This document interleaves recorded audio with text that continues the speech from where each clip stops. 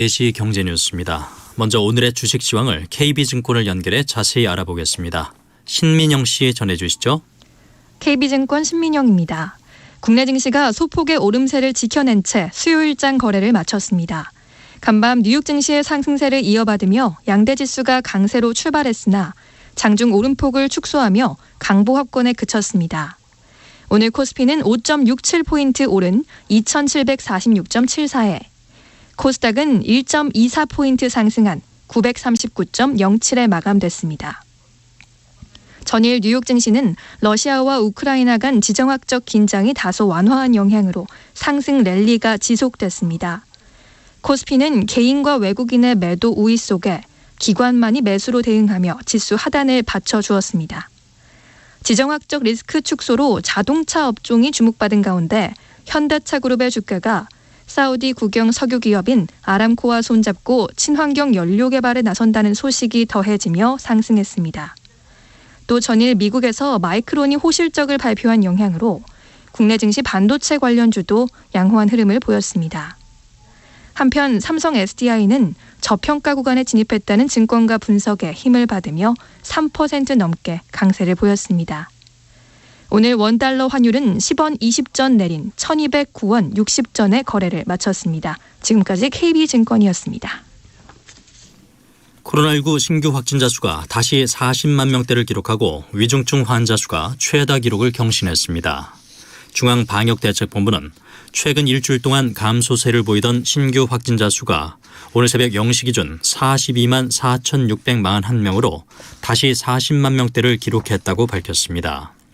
병원에서 치료를 받는 위중증 환자 수도 1,301명을 기록해 역대 최다를 기록했습니다. 이에 따라 전국의 중환자 병상 가동률은 66.4%로 높아졌습니다. 현재 재택 치료 중인 환자는 171만 2,515명, 사망자 수는 432명, 치명률은 0.12%를 기록했습니다.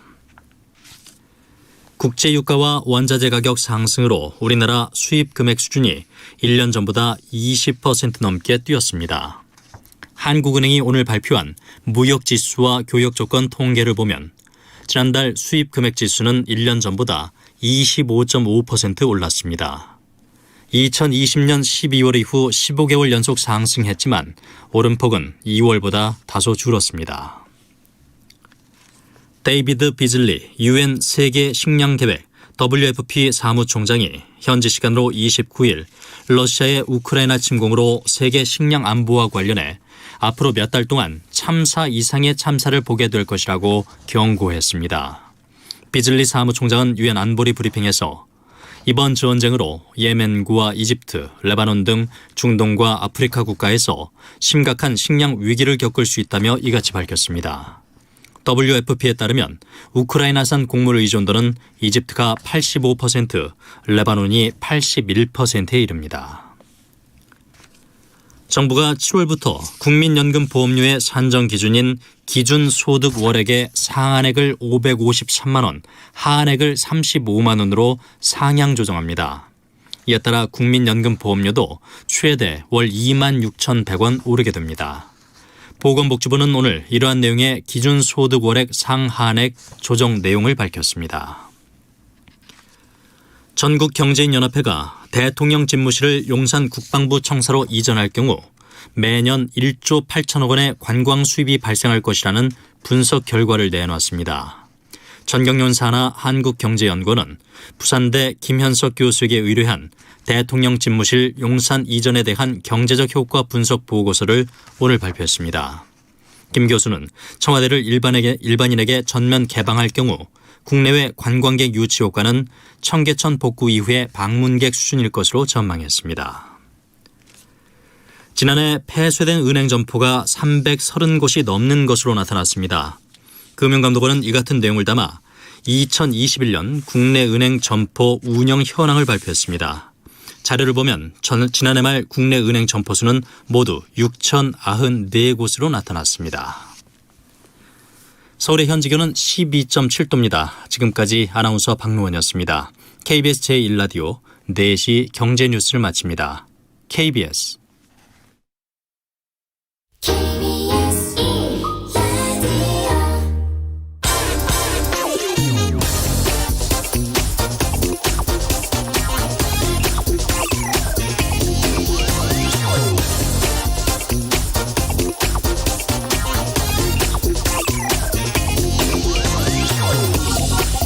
최근 재산세 깎아주고 또 전세자금 대출부터 이 규제가 풀리자 집값이 다시 고개를 쳐들고 있습니다. 그런데 국제통화기금 IMF가 한국의 부동산 문제를 해결하려면 대출을 규제하고 재산세를 더 올려야 한다, 이런 보고서를 제출했습니다. IMF는 2022년 연례협의 결과 보고서에서 한국 부동산 문제의 원인은 낮은 대출 금리를 이용한 과도한 대출이 부동산 투기 수요를 부추기고 있다고 진단했습니다. 실제로 집값이 하락세로 돌아선 건 지난해 말 이 대출 총량 규제가 들어가면서부터입니다. IMF는 이 대출 규제가 계속 진행돼야 한다. 그리고 재산세를 올려서 다주택자들이 여러 채의 투기성 부동산을 소유하는데 좀 부담을 갖게 해야만 부동산 시장이 정상화된다고 한국 정부에 권고한 겁니다. 윤석열 당선자의 부동산 공약과는 사실 좀 반대 방향입니다.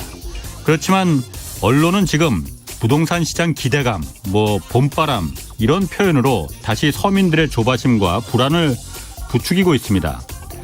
금리가 오르는 시점에 무분별한 부동산 투자의 피해는 결국 서민들이 떠안게 될 겁니다. 언론은 이 부동산 문제에 있어서만큼은 공범이 아니라 주범입니다. 분명하게 책임을 물어야만 또다시 당하지 않습니다. 네, 경제와 정의를 다잡는 홍반장, 저는 KBS 기자 홍사원입니다. 홍사원의 경제쇼 출발하겠습니다. 유튜브 오늘도 함께 갑시다.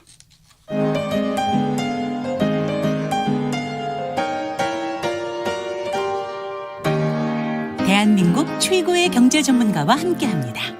믿을 만한 정보만 쉽고 정확하게 전해드립니다. 홍사원의 경제쇼. 네, 여러 가지 악재가 복합적으로 작용해서 경제가 큰 위기에 빠지는 걸 퍼펙트 스톰이라고 하는데, 새 정부가 다가오는 퍼펙트 스톰을 어떻게 막아낼지, 또 부동산 정책은 시장에서 어떻게 반응할지 오늘 좀 자세히 살펴보겠습니다.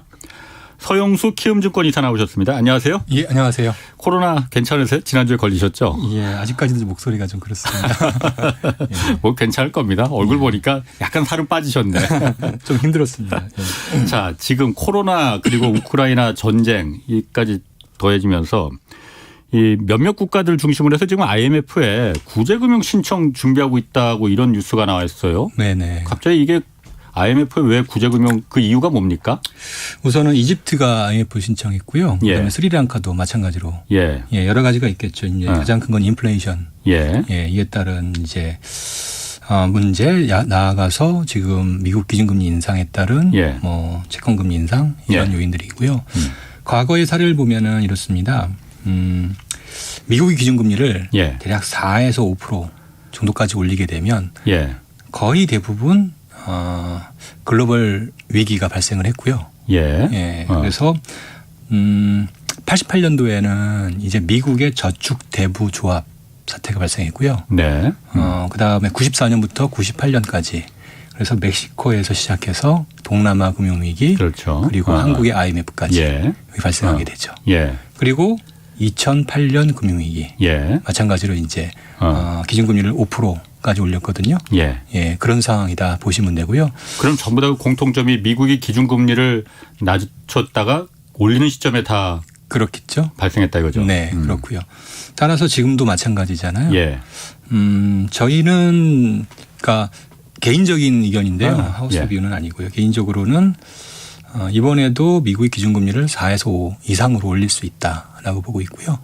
그런 요인에 인해서 글로벌리 취약한 개도국, 예. 특히 이번에 에그 인플레이션까지 발생하니까 이게 곡물 인플레이션. 네, 맞죠. 예, 그 인플레이션까지 발생하니까 거기에 예. 플러스 이제 중요한 거는 이제 선진국 중에서 예. 그동안 부채 구조가 취약한 나라들 있죠. 예. 그런 나라들이 이제 맨 처음에는 개도국, 예. 그다음에는 선진국 예. 쪽으로 확산될 가능성이 높다 이렇게 보고 있고요. 금융위기가. 그렇죠. 예, 이런 문제들이. 예. 그리고 그중에 한국도 상당히 서열이 상위에 있다. 한국이? 예. 그래서 이유는요? 그 이유는 이제 우선은 이런 위기의 발생 가능성, 예. 발생 가능성을 분석하는 거는 두 가지를 비교로 분석해야 됩니다. 예. 첫 번째로는 절대의 부채의 이제 네. 수준, 예. 부채의 증가율 예. 이런 분석을 할 필요가 있고요. 우리 예. 잘 알다시피 가계부채 위험이 뭐. 대단히 높잖아요. 높죠. 예. 세계 최고 수준이죠. 최고 지금. 수준이죠. 예. 더욱더 문제되는 거는 지금 한국의 가계부채는 예. 계속 지적하고 있는데 이거를 너무 간과하는데 부채가 설령 지금보다 2배 이상 많은 상관은 없습니다.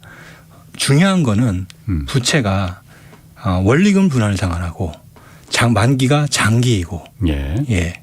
그리고 고정금리면 네. 괜찮습니다. 음. 그러면 금리가 오르던 어떤 문제가 생겨도 그것을 받아낼 버퍼가 생기게 됩니다. 미국의 모기지처럼. 예, 그렇죠. 예. 근데 단기고, 예. 그리고 변동금리고, 예. 이자만 내는 대출이다. 어. 이런 구조면 지금과 같이 기준금리가 올라가서 시장금리가 올라가고 예. 이런 상황이 진행되면은 구조적으로 위기에서 쉽게 이제 노출될 수밖에 없는 거죠. 그게 딱 한국인데.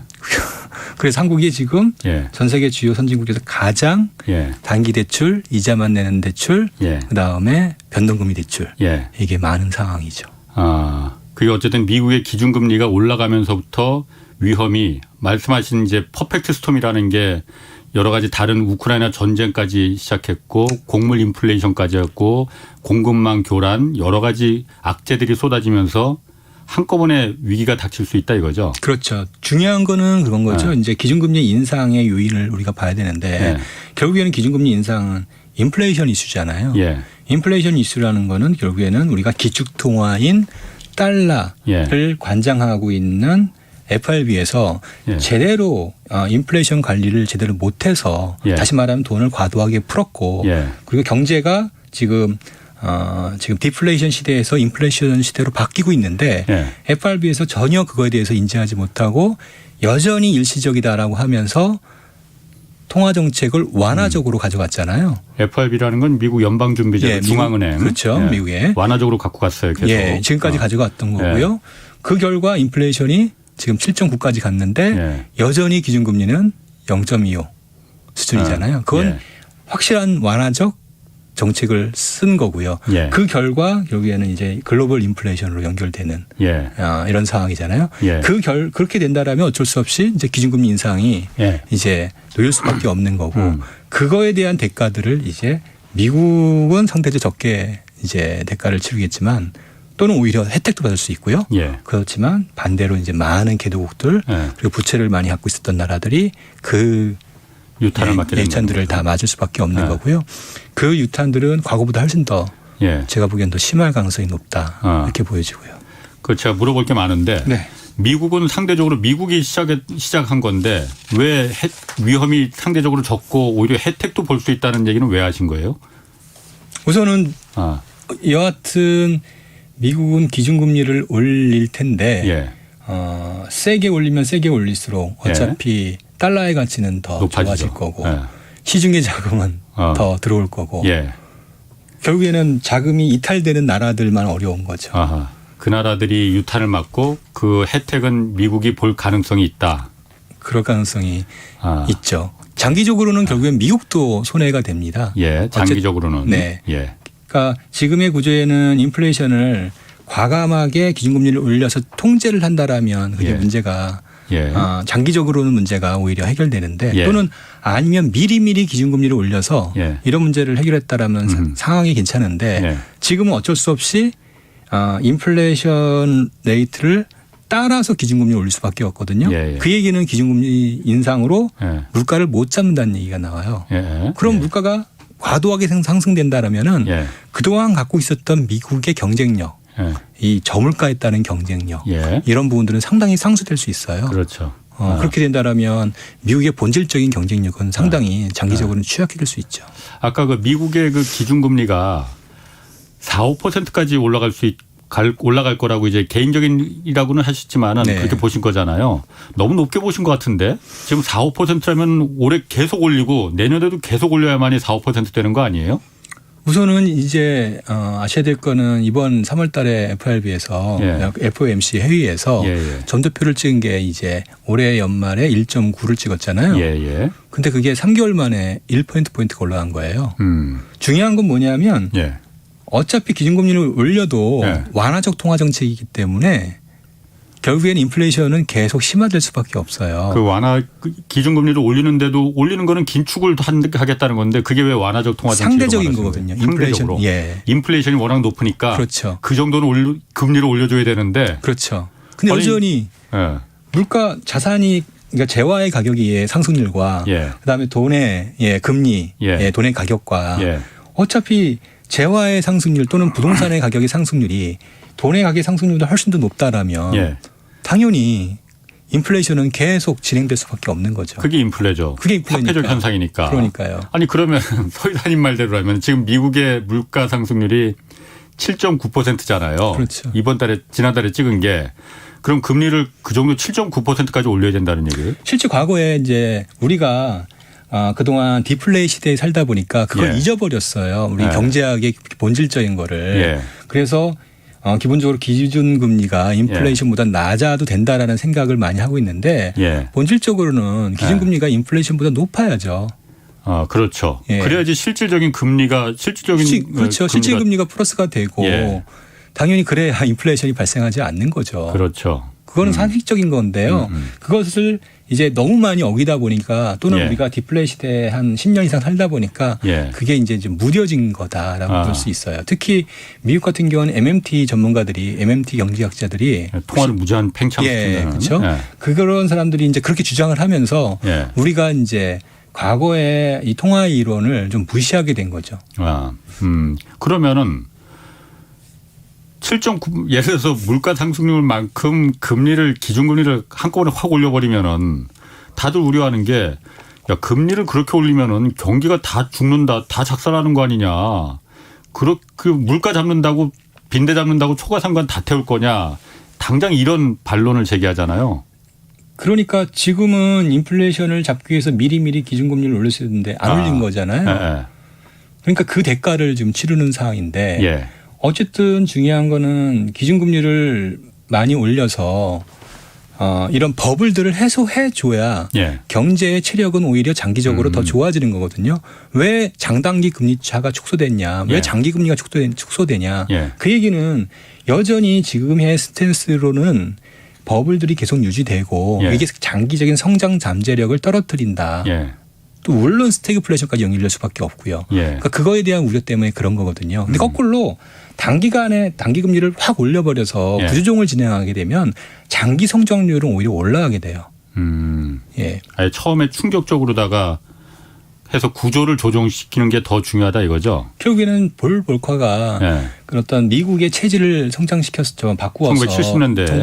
1979년 80년도에 금리를 대폭 올렸잖아요. 그렇죠. 예. 그렇게 올려서 완전히 기업들 다 미국을 망했죠. 예, 다 망했잖아요. 예. 근데 그 다 망하는 게 나라가 망하는 게 아니거든요. 예. 어차피 경제라는 거는 그걸 통해서 구조조정을 통해서 경쟁력이 없는 부분들을 없애게 되면 또한 새롭게 살이 돋아나잖아요. 예. 그렇게 나는 게 일종의 경제의 예. 자본주의 시스템인데 예. 그래서 미리미리 우리가 통화 당국이 그거에 예. 맞춰서 기준금리를 조절을 해왔단 말이에요. 그래서 예. 그 조절했던 과거의 어떤 그런 법칙들을 무시하고 예. 기준금리가 7.9%까지 갈 때까지 아무것도 안 한 거 아니에요 지금. 예. 이제서 0.25 올렸으니까. 예. 그러니까 그 결과가 이제 나타난 거고 그 상황에서 파월이 기준금리를 뭐 그 이상으로 인플레이션 이상을 올리기에는 너무 역부족적인 거죠. 결국엔 따라갈 수밖에 없는 거예요. 그러면 지금 이 인플레이션이 어쨌든 근본적인 문제로 돌아가서 네.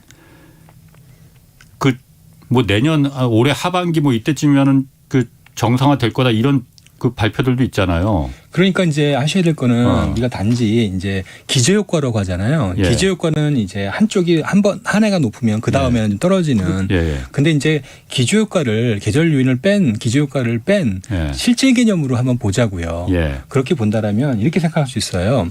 인플레이션이라는 거는 우리가 이제 밀턴 프리드만이 얘기했지만 이거는 경제의 가장 치명적인 질병이라고 얘기해요. 예. 예. 이 질병은 초기에 잘라내면 예. 그게 확산되지 않아요. 예. 근데 이게 초기에 이게 이제 시작된 게 예. 다시 말하면 맨 처음에는 이제 상품성 재화 원자재 가격이 오르고 예. 그 다음에 식품 가격이 오르고 예. 그 다음에 집값이 오르고 그리고 마지막에 임금이 오른단 말이에요. 예. 임금이 오르는 순간 어떤 일이 생기냐면 예. 그 다음에는 바로 기업은 가격 상승으로 대처하거든요. 예. 이게 하나의 스파이럴한 사이클. 하나의 서클을 가게 되거든요. 예. 따라서 초창기에 잡아야 되는데 다시 예. 말하면 2021년 초에 이 문제를 잡았으면 상관이 없는데 예. 이걸 미루다 보니까 이미 임금 상승률로 다 번진 거예요. 특히 예. 미국은 우리나라보다 훨씬 더 임금 인상이 쉬운 구조란 말이에요. 그렇죠. 근데 이거를 해결할 수 있는 가장 좋은 방법은 미국은 그동안 어떻게 했냐면 노동의 공급을 해외에서 이민자를 받아들여서 이걸 해결했단 말이에요. 예. 근데 최근 들어서 그게 사실상 불가능해졌어요. 굉장히 어려워졌어요. 예. 그러니까 저임금 노동자를 중심으로 오히려 더 높은 임금 상승이 진행되는 거예요. 그러다 보니까 미국은 서비스업이 70%인데 서비스의 가격이 급격히 증가하는 모습이 나타납니다. 예. 서비스업이 가격이 증가한다는 얘기는 어차피 인플레이션은 계속 스파이럴 될 수밖에 없는 그런 상황을 당분간 지속할 수밖에 없어요. 물론 여기에 이제 공급 문제가 같이 겹쳤겠죠. 예. 그러니까 뭐 방법이 없는 거예요. 예. 지금 상황에서는요. 예. 그러면은 서 이사님 말대로라면은 사실 저는 뭐 제가 뭐 경제에 대해서 서 이사님만큼 더 아는 건 없지만은 임금의 상승이 결국 계속 어쨌든 신자유주의에서 지속적으로 말하는 게 임금 함부로 올려주면은 인플레이션이 바로 터지니 이거 조심해야 된다. 임금이란 건 한 번 올려주면은 다시 내려가기 어렵죠. 힘들다라는 네. 거잖아요. 그렇죠. 그래서 이제 말씀하신 대로 과거 미국이 이제 저임금 노동 이주 노동자들 통해서 그 임금 문제를 해결해서 인플레이션을 해결하고 그랬다는 건데 그러다 보니까 사실은 결국은 빈부의 격차, 불평등이 계속 그것 때문에 벌어진 거잖아요. 이게 그럼 맞는 거였느냐, 맞는 방법이었느냐 그런 반론은 좀 있을 수는 있을 것 같아요. 근데 그럼에도 불구하고 예. 미국의 경쟁력은 결국엔 전 세계에서 가장 싼 물가를 통해서 가장 유능한 인재, 가장 싼 인재들을 또는 인력들을 흡수함으로써 단지 상품의 물가뿐만 아니라 서비스의 물가까지 안정시켰어요. 예. 그걸 다시 또 그 경쟁력을 통해서 세계에서 가장 유능한 인재들을 또 모았던 거고요. 예. 근데 이제 그게 안 되는 상황인 거죠. 사실 미국은 아직 정말 이민자의 나라거든요. 그렇죠. 예, 특히 뭐 중국, 인도, 이 다양한 아시아를 비롯한 유색인종들의 그 아주 우수한 인재들이 들어온 게 뭐 사실 미국이 이렇게 성장하게 된 배경인데 예. 이게 이제 사실상 이제 앞으로는 어려워질 수 있는 거죠. 알겠습니다. 뭐 그 문제야 뭐 사실 뭐 오늘 주제하고는 약간 좀 벗어난 문제고 사실 인플레이션 자체도 지금 나타나는 인플레이션이 높다는 것도 이게 우려스러운 거지만은 더 우려스러운 거는 인플레이션이라는 게 한 번 나타나면은 쉽게 가라앉지 않는 그러니까 거예요. 이게 고착될 만성화될 가능성이 크잖아요. 예. 이러면 왜 그게 더 위험한 건가요? 아까 말씀드렸듯이 한 번 이제 사이클을 걸으면은 예. 그렇잖아요. 가격을 인상을 했어요. 미국은 우리나라에 비해서 예. 어떤 비용 상승 요인이 있으면 예. 훨씬 더 쉽게 가격을 올린다고요. 예. 그러니까 뭐 당연히 그러면은 가격이 오르잖아요. 예. 그러면 가격이 오르면은 월급쟁이나 직장인 입장에서 또 어떤 상황이 나오냐면 가격이 올랐는데 임금이 올랐는데 알고 봤더니 내가 실질 임금이 줄어들었어요. 그러니까 또 가격을 올리려고 요구하겠죠. 예. 예. 그러면 계속 이런 악순환의 사이클이 발생할 수밖에 없는 거예요. 이걸 끊어줘야 되는데 예. 끊지 못하고 있는 거죠. 못 끊어준 게 그럼 그 미국의 연방준비제도에서 어쨌든 이 부분을 뭐 전 세계 하여튼 통화 정책의 키는 시작점은 이제 미국 연방준비제도니까 거기서 그러면은 연방준비제도가 어쨌든 잘못된 정책이 오히려 인플레이션을 계속 부추겼다 뭐 이렇게 볼 수 있는 거예요? 저는 그렇게 봅니다. 결국에는 여러 가지 요인이 있는데 첫 번째로는 돈을 과도하게 풀었잖아요. 예. 이 팬데믹을 해결하기 위해서. 예. 그러면 빨리 회수했어야 되는데 예. 그게 아니라 계속 기다렸던 거죠. 예. 그러니까 인플레이션이 오지 않으면 돈을 아무리 재정을 통해서 돈을 풀어도 문제가 발생하지 않는다는 경제학자들의 주장. 그거를 받아들였고. 새로운 그 주장을. 예. 예. 근데 그러면 인플레이션이 오면 예. 그거를 빨리 인식하고 그걸 대처를 했는데 자꾸 이거는 일시적이다라고 예. 과거에 디플레의 생각에 젖어들다 보니까 여전히 이거는 일시적이야라고 생각했던 거고요. 지나고 보니까 이미 뭐 암은 다 번질 대로 번져서 더 이상은 통제하기가 어려운 예. 그런 수준에 와 있는 거죠. 뭐 그런데 제가 근본적으로 이것도 궁금해요. 어쨌든 파월 의장이 연임도 됐어요. 그래서 그렇죠. 그 잘못된 그 판단을 했는데도 불구하고 그때는 뭐 물론 잘못된 판단이었다고 이제 생각 못했을지 몰라도 과거에는 그렇게 돈 많이 풀어도 인플레 안 왔었잖아요. 근데 그렇죠. 이번에는 왜 인플레가 온 거예요? 그러면은? 말씀드린 바와 같이. 그러니까 첫 내가 번째 모르는 게 너무 많네. 진도 나갈 게 많은데 첫 번째로는 이제 우리가 글로벌리 디플레이를 수출하는 시대였잖아요. 예. 2020년, 그렇죠. 2010년대에는 그렇죠. 세계화를 통해서. 예, 세계화를 통해서 글로벌을 예. 통해서요. 예. 근데 그게 지금 바뀌고 있잖아요. 그게 첫 번째. 근본적인 패러다임이 바뀌었군요. 예. 아. 두 번째 이슈는 뭐냐면 그때는 어떻게 했냐면 돈을 이제 은행이 이제 FRB 돈을 풀 때 은행을 통해 돈을 풀었어요. 예. 그러다 보니까 돈이 민간에 직접 가지 않았지. 가지가 않은 거예요. 예. 그리고 자산 가격만 오른 그렇지. 거예요. 부동산 예. 주식만. 그렇죠. 예. 근데 이번에는 그 부작용을 해결하기 위해서 어떻게 했냐면 직접 예. 재정을 통해서 풀었어요. 예. 그래서 민간에 쫙 뿌린 거예요. 월급도 예. 주고 특별하게 돈도 주고 예. 그다음에 PPP라든지 이렇게 예. 자영업체 돈을 주고 이런 식으로 돈을 쫙 뿌린 거예요. 예. 당연히 그러니까 그 유통 속도가 굉장히 빨라지면서 인플레이션이 굉장히 빠르게 진행되었던 거죠. 상식적으로 경제학적으로 생각한다면 아주 상식적인 건데 이거를 방관한 거죠. 그럼 그 민간에 직접 뿌린 게 은행을 통해서 뿌리지 말고 재정을 직접 통해서. 뿌린 게 재정을 통해서 직접 뿌린 게 잘못된 겁니까 그러면? 잘못된 게 아니라 굉장히 효과적인 거죠. 그렇죠. 중요한 거는 그렇게 되면은 위기를 극복하기 위해서 돈을 뿌렸잖아요. 당연히 그러니까 그만큼 승수 효과가 크니까 그 효과도 큰데 그 부작용은 당연히 인플레이션일 거 아니에요. 그러면 코로나 이펙트가 해소되는 시점에 돈을 빨리 해소했어야죠. 그 타이밍을 놓쳤군요. 그걸 놓친 거예요. 결국은 그러니까 직접 뿌린 거는 재정을 통해서 뿌린 거는 잘한 일인데. 잘한 일이죠. 왜냐하면 예전에 과거에 은행을 통해서 뿌렸을 때는 그게 금융위기로 번지고 버블로다가 번졌잖아요. 그렇죠. 예. 그걸 막기 위해서 이제 직접 뿌린 건데 빨아들이는 시점을 놓쳤어요. 이제 제가 이해가 됐습니다. 예. 그것만 잘했었으면은 이렇게 다른 이집트나 아까 스리랑카도 고통받지 않을 것 같은데. 지난 한국도 2021년 마찬가지고. 제가 4월 5월 때 이거 일시적이지 않다고 얘기했잖아요. 그때. 그렇죠. 벌써 이제 1년이 가까이 되는데. 자 그러면은 아까 이집트, 스리랑카 지금 벌써 IMF한테서 손 벌리고 있다고 하는데 한국도 지금 우선 앞순위에 있다고 했잖아요. 번호표 받는 게 이거 웃으면서 할 얘기는 아닌데 일단 다시 한번 한국이 얼마나 지금 취약한 상황인지 왜 취약한 건지 조금 더 구체적으로 좀 얘기를 해 주시죠. 지금 그렇게 피부에 와닿지 않거든요. 결국에는 이제 금융 위기는 특히 이제 개도국을 비롯한 금융 위기는 재정에서 시작되기보다는 오히려 민간 부채, 가계 부채에서 시작돼요. 가계 부채나 기업 부채나 이런 데서 시작되고요. 그게 이제 은행의 부실로 연결되죠. 그래서 대부분의 경우에는 은행 위기로 연결되는 경우가 일반적이다. 그렇죠. 이렇게 보시면 되고요. 그러면 중요한 거는 이런 위기가 발생하는 거는 절대의 부채 규모가 많다. 이게 이제 첫 번째 이슈가 될 수 있고요. 가계부채가. 가계부채. 이게 많다라는 거 저희가 이제 GDP 대비 160% 넘을 거다라고 저희가 계속 얘기하잖아요. 근데 실제 사람들은 많이 이걸 이해하지 못하고 있다고요. 그러니까 중요한 거는 위험의 팩트가 있을 텐데 이 팩트를 각자가 다 다르게 해석하는.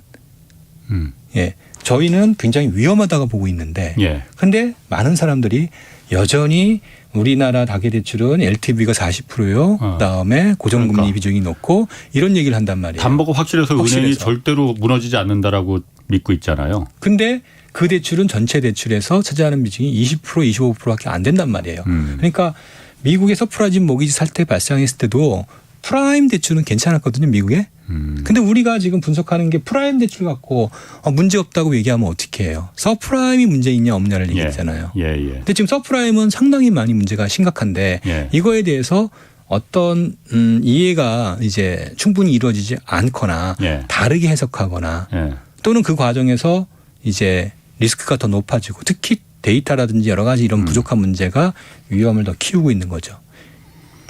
이게 이제 첫 번째 팩트고요. 두 번째 팩트는 뭐냐면 이런 상황이 발생해도 은행의 시스템이 튼튼하면 위기가 발생할 가능성이 낮아져요. 은행의 시스템이 튼튼하면은 네. 그거는 역으로 말하면 우리 은행 시스템이 좀 안 튼튼하지 않다는 얘기 같이 들리는데요. 결국에는 위기는 예. 절대의 상태가 굉장히 나쁘다. 예. 이것만으로 위기는 오지 않아요. 예. 항상 두 번째 대부분의 2008년 미국의 금융위기도 예. 유동성 위기에서 시작됐어요. 유동성. 예. 돈이 예. 쉽게 빠르게 빠져나가서 예. 다른 데도 이동하거나 예. 그러니까 위험하다 생각하면 돈이 한꺼번에 확 빠져나가는 은행 입장에서 본다면 뱅크런 같은 거죠. 예. 이런 것들이 빨리 진행될 수 있는 예. 그런 상황이냐 아니냐가 중요해요. 예. 그러니까 예를 들어서 이거예요. 미국의 시중은행은 예. 전체 조달 구조를 보면요. 전체 조달 구조의 90%가 예금이고 그 90% 중에 70%가 저원가성 예금이에요. 저원가성 예금이란 게 무슨 말이에요? 그러니까 이제 이자가 거의 없는 예금이에요. 예, 예. 그리고 이 예금 중에서 절반이 뭐냐면 체크 어카운트예요. 체크 어카운트. 그 수표, 네, 장자 수표. 수표. 예. 미국 사람들 맨날 수표 그렇죠. 체크내서 쓰는 거. 예. 아. 금리가 예. 0이에요. 예, 그렇죠. 오히려 그 체크 어카운트 쓰면은 수수료 내지. 수수료를 내야 예, 되는 예. 거예요. 그래서 거기에서는 아무리 금리가 올라간다고 해가지고 그 돈이 예. 빠질 수가 없어요. 예, 예. 그러니까 은행이 일정 부분 전체 주달의 절반 이상은 예. 아무리 금리가 올라간다고 하더라도 예. 예금이 빠지질 않아요. 예, 예. 아. 근데 우리나라는 어떠냐? 그렇지. 예. 어. 이게 조금만 금리가 올라가게 되면 예. 바로 고원가성 예금으로 또는 채권으로 다양한 형태로 돈이 빠져나갈 수 있게 예. 해놨어요. 어. 왜 원인은 뭐냐면 그거예요. 지급결제 시스템을 이런 예. 것들 때문에 지급결제 시스템을 독점을 이제 은행에 부여함으로써 예. 은행이 저원가성 예금을 이렇게 가져갈 수 있도록 했는데 우리나라는 이 지급결제 시장을 은행이 아니라 핀테크나 다른 데다 다 열어준 거예요. 그러다 보니까 은행이 고유하게 예. 딱 갖고 어떤 상황이 되더라도 은행이 예금을 저원가성 예금을 확보해야 되는데 예, 예. 이 확보할 수 있는 예금이 너무 적어요. 다른 데 그러니까 핀테크나 이런 데서 조금만 더 높게 한다면 그쪽으로 다 빨려 들어간다 이거죠. 그렇죠. 은행에 있던 그 돈들이. 그렇죠. 이게 가장 큰 문제예요. 거꾸로 지금까지는 은행의 예금들이 굉장히 많이 유입됐는데 예. 금리가 낮아지니까 예. 엄청나게 돈이 들어온 거예요. 예. 어차피 뭐 정기예금을 드나 예. 지금은 그냥 요금을 예금을 드나 별 차이가 없으니까 다 예. 이렇게 놔둔 상태인데 예. 이제 금리가 2%, 3%, 4%, 5% 올라가니까 예. 저원가성 예금에 돈을 둘 이유가 없게 되는 거죠. 음. 근데 아셔야 될 거는 뭐냐면 이렇게 되면은 은행의 조달 구조가 나빠지잖아요. 조달 비용이 올라가고요. 그렇게 되면 당연히 대출 금리를 높게 받아야 돼요. 예, 예. 근데 아까 얘기했잖아요. 대출 금리를 높게 받아야 되는데 예. 기준금리가 2%, 3%, 4% 올라가게 되면 지금 이미 대출 금리가 잔액이 3%에 신규가 4%인데 예. 2%씩 3%씩 올라가면 대출 금리가 얼마가 되는 거예요. 그렇죠? 예, 그러면 2% 올라간다라면 잔액이 5%에 신규가 예. 6%인데 예. 아까 얘기했듯이 저원가성 예금이 조달이 어려워져서 예, 예. 또 고원가로 자금을 조달하기 시작하면 6%가 아니라 7%, 8%의 대출을 해야 되는데 예. 그때 7%, 8%에 누가 대출을 안 받아요? 받지. 안 받죠. 예. 못 받죠. 받으면 그거를 감당할 수가 없으니까. 예. 그러면 어떠냐면은 은행의 자금 중개 능력이 현저히 나빠지는 거예요. 예. 그러면 은행이 자금 공급을 못하면 어떻게 돼요? 그럼 망하는 거지 뭐. 이게 이제 금융위기의 아. 일반적인 이게 코스예요. 코스. 예. 아. 이게 언제 나타났냐면 예. 2008년 금융위기 나타났어요.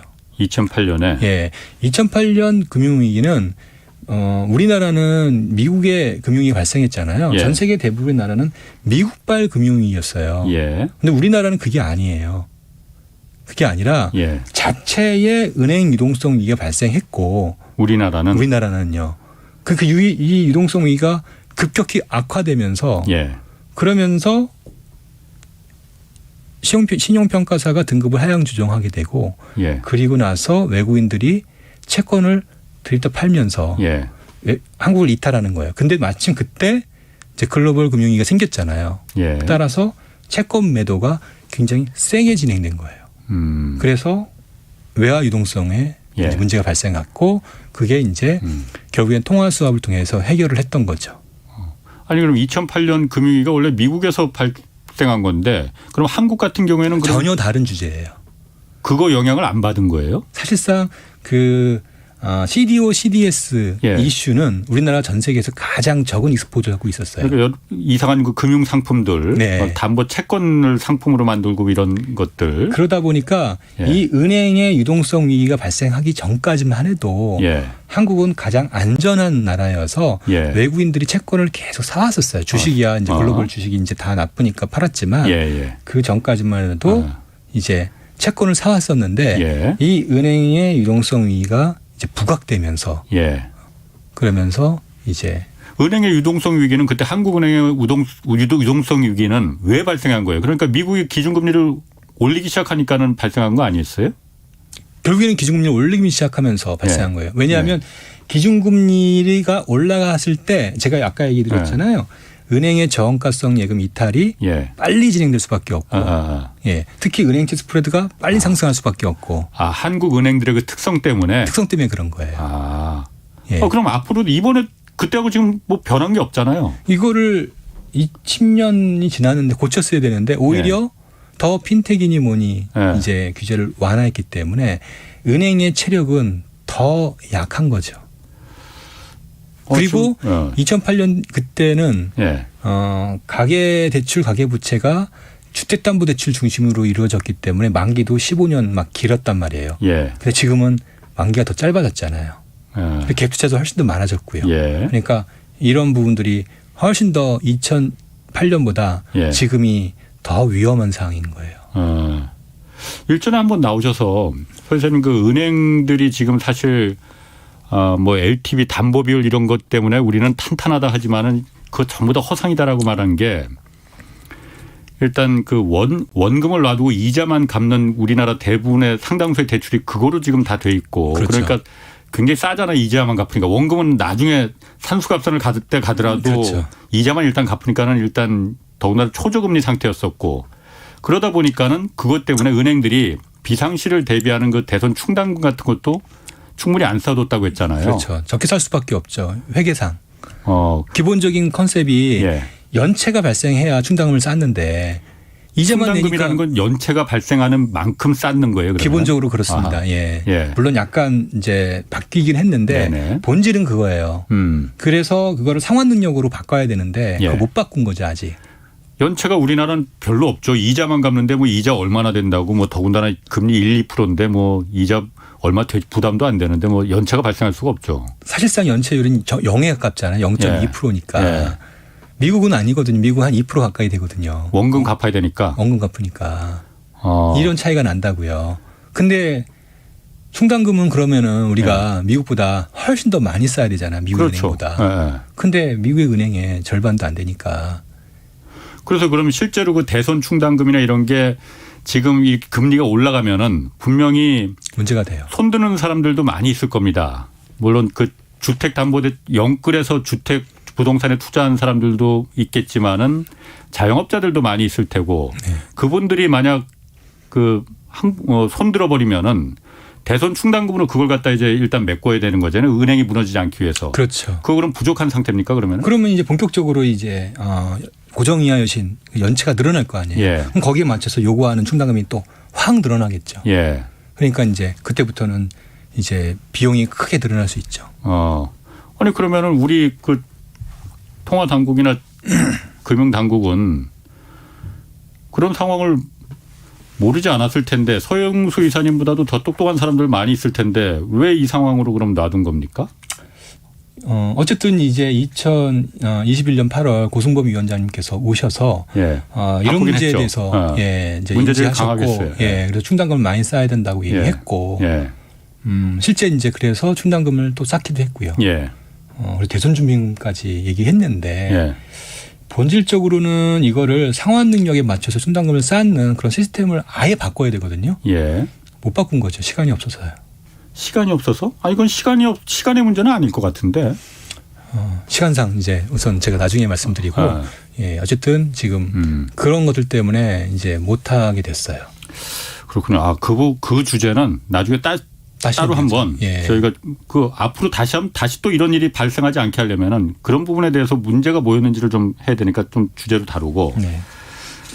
부동산 이거 저희 그 문제도 좀 다뤄봐야 돼요. 네. 새 정부가 어쨌든 대출 규제 지금 완화, 재건축 규제 완화, 세제도 지금 완화하겠다라고 하잖아요.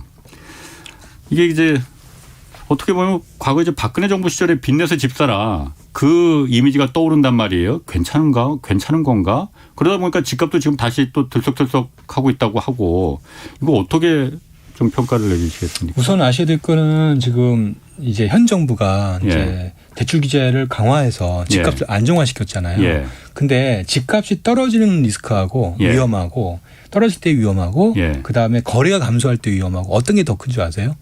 거래가 감소할 때가 더 위험이 커요. 거래가 감소할 때. 네, 거래가 감소한다는 얘기는 지금 시장이 이제 사실상 기능을 못하는 거니까 예.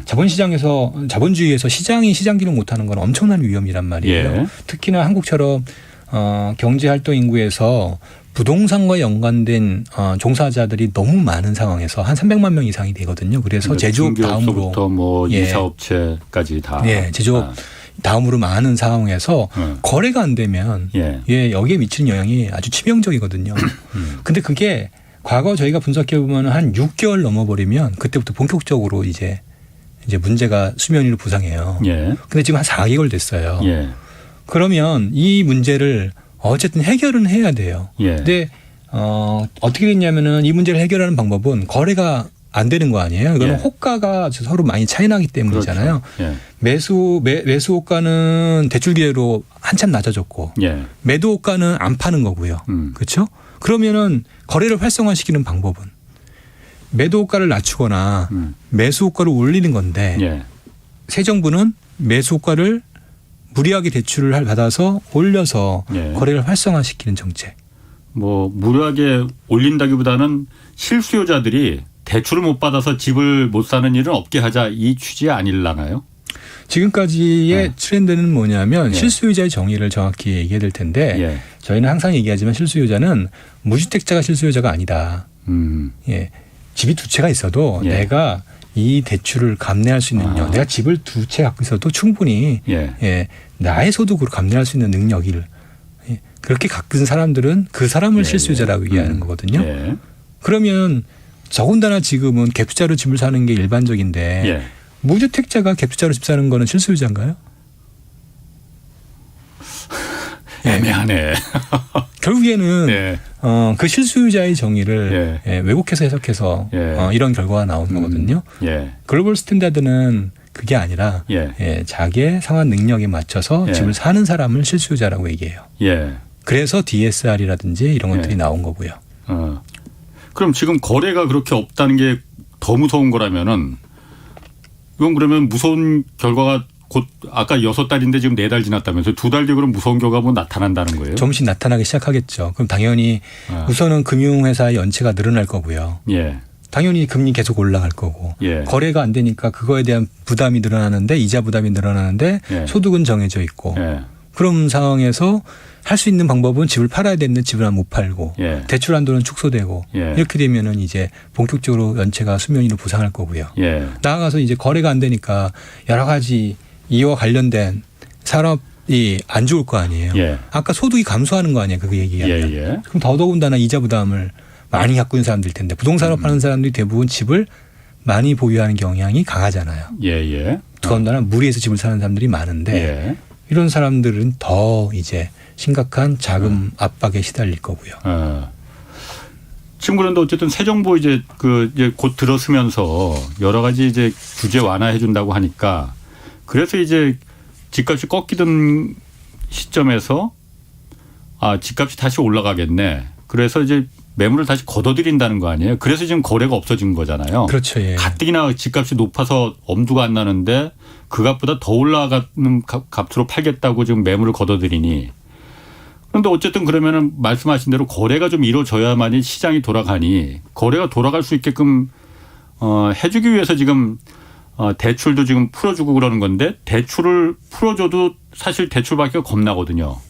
이미 주택담보대출 지금 6%대 돌파했고 뭐 7% 올라가는 것도 지금 시간 문제라고 하는데 이러면은 방법이 뭐가 있습니까? 그러면 일단 우선은 이제 가장 효과적인 방법, 그러니까 이제 정부 입장, 새 정부 입장에서 본다라면 역시 이제 예상했었는데 전세자금 대출 규제를 완화하는 거예요. 그러면 지금 전세자금 대출은 누구나 대출이잖아요. 네. 그러니까 뭐 쉽게 대출을 받아서 그 돈으로 이제 더 좋은 전세를 살 수도 있고 그 돈을 받아서 레버리지 투자할 수도 있고 갭 투자할 수도 있는 거니까요. 그러니까 충분히 이제 그런 형태의 자금 조달이 생기는 게 이제 가능해진 거죠. 그래서 저는 첫 번째 전세자금 대출 규제 완화가 상당히 긍정적인 기여를 할 수 있다. 그 제약 요인은 뭐냐면 문제는 아까 다시 원점으로 돌아가가지고 기준금리가 2% 3% 이렇게 더 올라간다고 가정을 하면 전세자금 대출금리도 그만큼 올라갈 거거든요. 당연히 올라가죠. 그러면 세입자는 상대적으로 상환 능력이 취약한데 그 이자 부담을 하기가 어렵겠죠. 그럼 월세로 바꿀 거라고요. 월세로 바꾸면 그 효과는 대출을 아무리 뭐 한도를 낮춰도 하더라도 별 효과를 내지 못하겠죠. 그렇게 된다라면 초기에 조금 좋아지다가 다시 나빠지겠죠. 결국에는 그래서 2019년의 사례가 대표적인데 2018년 9.13 대책 때 결국에는 이제 부채 구조정 나아가서 집값 안정 정책을 취했거든요. 그래서 집값이 떨어졌단 말이에요. 떨어졌더니 이제 거래가 급감하고 아까 막 얘기 드렸던 여러 가지 이제 부작용이 생기니 2019년 6월 달에 결국에는 정책 기조를 바꿔서 7월, 10월 두 차례 기준금리를 인하하잖아요. 그렇게 해서 사실상 부동산 시장 부양책을 내놓는데 그때 가능했던 거는 핵심이 뭐냐면 그때 기준금리를 미국이 올리다가 낮췄던 거예요. 그게 그렇기 때문에 가능한 건데 지금은 그게 안 되는 게 핵심인 거죠. 기준금리를 계속 올리는 국면에서 지금 주택시장을 부양하기 위해서는 기준금리를 낮춰야 되는데 그걸 할 수가 없는 상황인 거예요. 오히려 지금 대출금리가 올라가는 상황이니까 정책의 효과는 오히려 더 나빠지는 오히려 상황만 더 악화되는 다시 말하면 이런 상황에서는 부채 고조정을 통해서 아까 매도 호가를 낮춰야 되는데 오히려 이렇게 정부가 정책을 취하니까 호가가 안 낮아질 거 아니에요. 그럼 거래 감소는 더욱더 심해질 거고 거래 감소 더 심해지면 경기에 미치는 영향은 더 커질 거고요. 그럼 정부는 새 정부는 왜 그러면은 이 말씀하신 대로 매수가를 갖다 끌어올리는 게 아니고 매도가를 내리는 방향으로 그래서 구조조정을 이참에 해야 되는 시기인데 왜 그 반대로 가는 정책을 하는 건가요? 그러면 이유가 있을 거 아니에요? 이유요? 제가 아무래도 잘 모르겠는데요. 여하튼 뭐 그거야. 그래요. 그러면 아까 말씀하신 게 그 대출 규제를 통해서 집값이 내려가다 보니까는 내려갔다가 그러다 보니까는 불만이 있었던 게 지금 새 정부가 지금 대출 규제를 다시 완화해 주겠다고 하는 것 일정 부분 이유도 제가 알기로는 실수요자 그러니까 집을 지금 사야 되는데 제 주변에도 그런 불만 갖고 있는 사람들 꽤 있거든요. 지금 분양받았는데 덜컥 분양받았는데 지금 대출이 안 해준다고 하니까는 그 부분에 대해서 나를 어떻게 하라는 거냐. 그럼 기존에 부자들만 그러면은 더 현금 있는 사람들만 더 부자가 되라는 얘기냐. 이거는 사다리 걷어차기 아니냐. 이 불만이 나와서 실제 수요자들 무주택자들 집이 없는 그 집을 장만하려고 하는 그 실수요자들한테는 장만할 수 있는 기회를 주자. 그거는 바로 그제 금융을 통해서 대출을 통해서밖에는 가능하지 않으니 그 부분은 좀 규제를 완화해서 허용해 줘야 되지 않느냐. 이게 목적이었단 말이에요. 그 대출은 달콤한 솜사탕 같아요. 마약 같다고 하거든요. 그래서 맨 처음 받을 때는 되게 좋아 보이죠. 근데 이 마약이 모든 사람에게 통용된다라면 돈을 모든 사람이 대출을 해주게 된다라면 그건 그대로 구매력 증가로 연결돼서 집값 상승이 연결된다고요.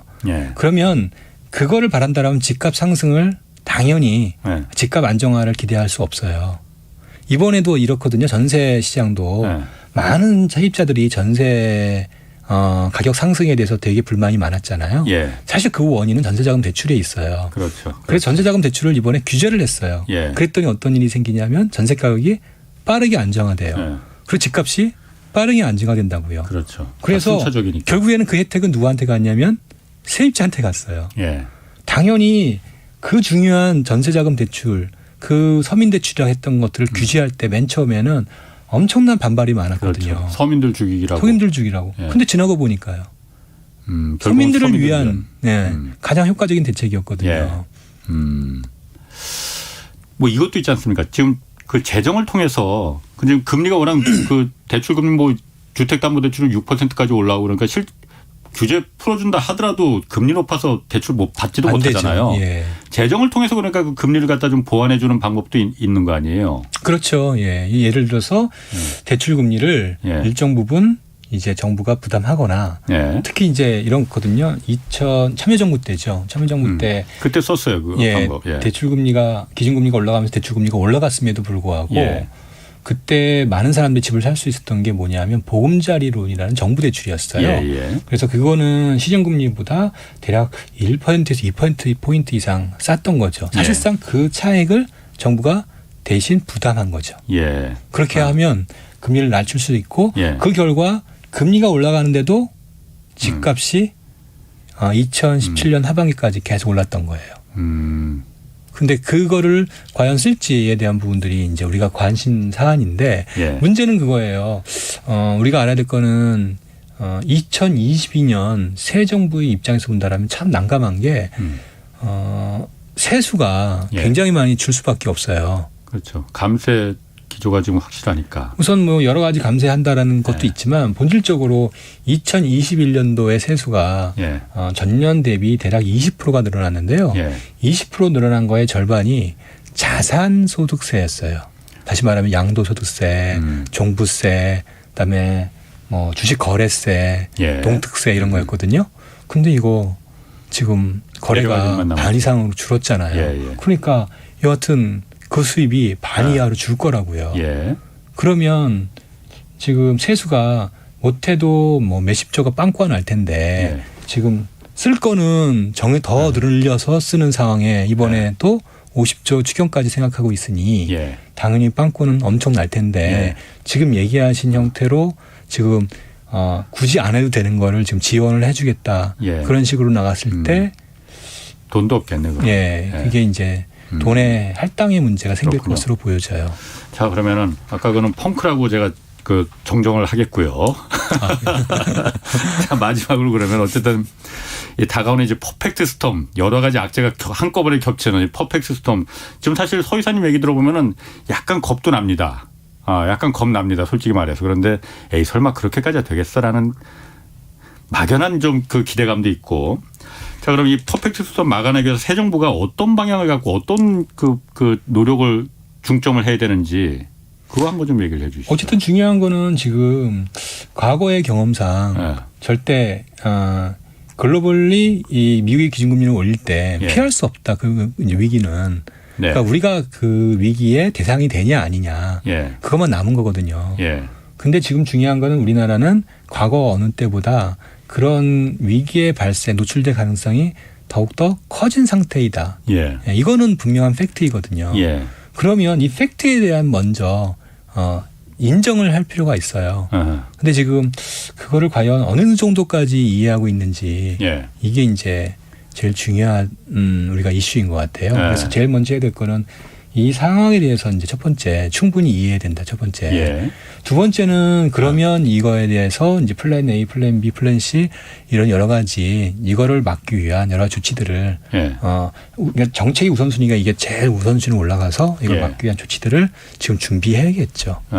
그래서 여하튼 뭐 기준금리 인상이 뭐 한 번에 진행되는 건 아니지만 물론 이제 지금 빅스텝으로 간다기 때문에 상당히 임팩트가 클 텐데 그럼에도 불구하고 어쨌든 약간의 시간은 있으니까 그때 대비해서 빨리빨리 진행을 해야 되는 거죠. 그러면 어쨌든 그 가계부채가 우리나라 계속 말씀하신 게 우리나라가 가장 위험한 그 첫 번째 요인은 일단 가계부채. 우리나라에서 가장 지금 부채가 많이 늘어난 부분이 가계부채이고 그건 사실이니까. 가계부채를 정리하지 마시고요. 가계부채, 개인사업자 대출, 나가서 법인성, 가계성 법인 이렇게까지 확대해서 봐야 됩니다. 오늘 고맙습니다. 지금까지 서영수 키움증권 이사 함께했습니다. 자, 내일은 최백운 교수와 함께 미국의 출구 전략이 한국 부동산 시장과 가계부채에 미칠 영향 주제로 좀 다루겠습니다. 지금까지 경제와 정의를 다잡는 홍반장 홍사원의 경제쇼였습니다.